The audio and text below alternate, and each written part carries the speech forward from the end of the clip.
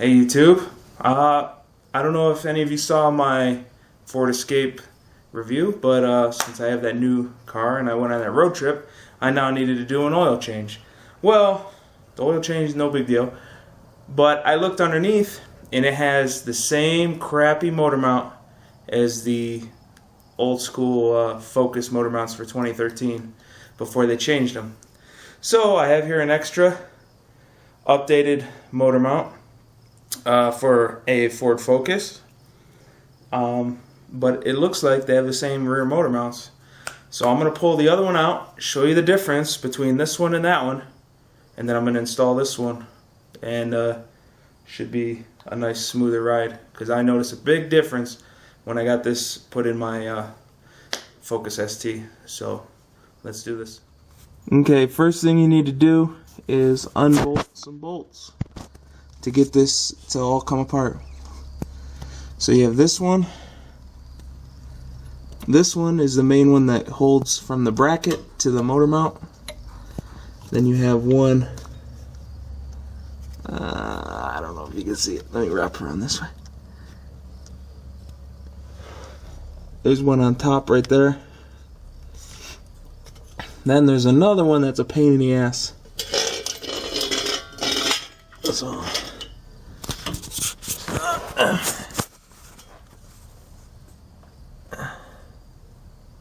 try not to block it.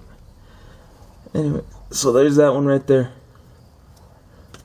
So you take all those out, then you take this one out, and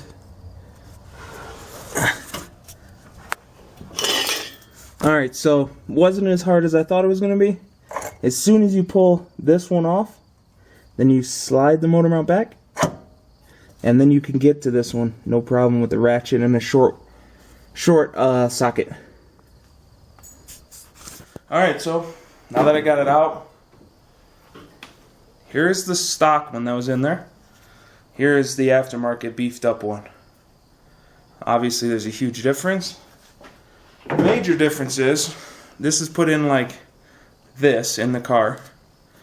Now when the motor torques, it pulls like this, and as you can see, I mean I'm not that tough of a guy, and I'm damn near ripping this thing out, right?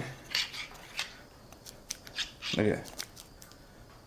Okay, that's fucking unacceptable for a turbo car with 270 foot-pounds of torque. This is horse shit.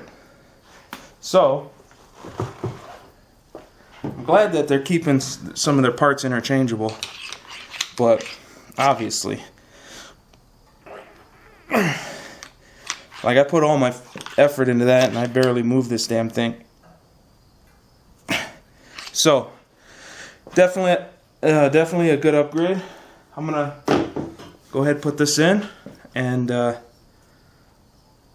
tell you how it rides. Alright, so I just got back from the test drive, and I drove it one way, and then I had my wife drive it back the other way, since that's her daily driver car.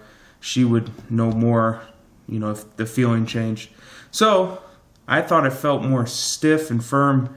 I don't know if any of you noticed in your Escape, if you tap the gas, it sort of feels fluffy, for lack of a better term, maybe fluffy.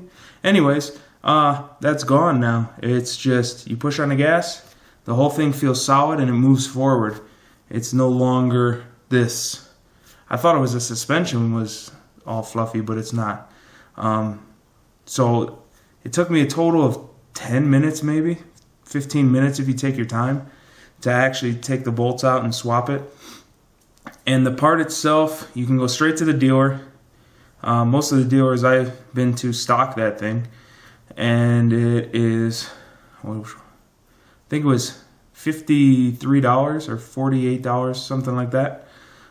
So totally worth it. I think it's gonna make it a lot more stable of a ride. So till next time, wrench on.